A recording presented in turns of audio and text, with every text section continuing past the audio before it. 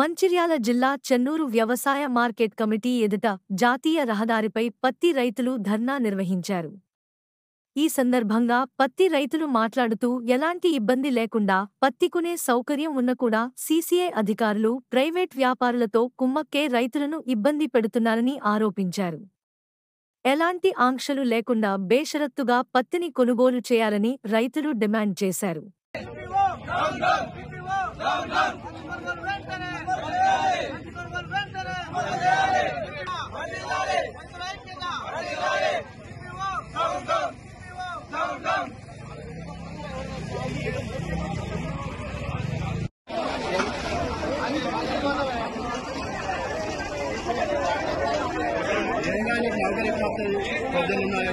Hello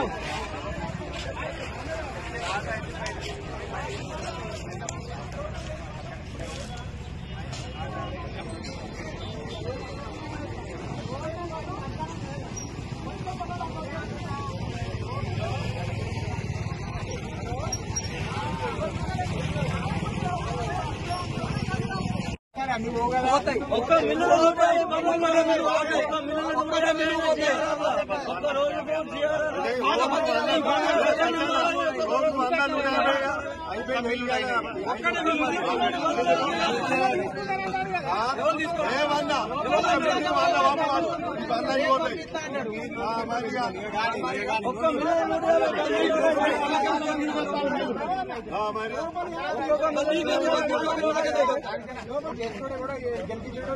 దళార వ్యవస్థ లేని వ్యవస్థ లేదు. ఎందుకు లేదు? లేదని మీరు ఎట్లా అంటారు?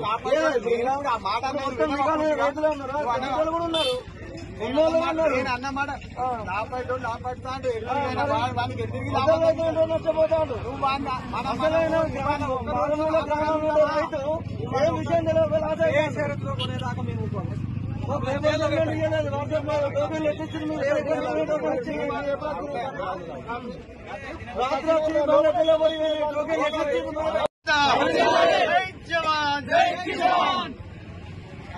సిపిఓ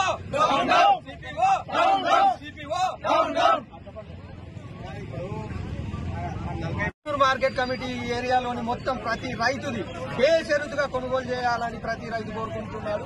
కాబట్టి ఈ టోకెన్ సిస్టమ్ తీసేసి బేషరతుగా ఇంతకు ముందు జరిపినట్టే జరపాలి. ప్లస్ రిజిస్ట్రేషన్లు కూడా ఆపాలని చెప్పేసి దుర్మార్గమైనటువంటి ప్రయత్నం చేస్తున్నారు. ఆ ప్రయత్నాన్ని కూడా ఆపేసి ఇంతకు ముందు పాత పద్ధతిలో ఎలాగైతే జిన్నింగ్ మిల్లులు చేసినారో ఆ విధంగానే జరపాలని ఈ సందర్భంగా కోరుకుంటున్నారు. మార్కెట్ కమిటీ ఆధ్వర్యంలో 5 జిన్నింగ్ మిల్లులు నడుస్తున్నాయి.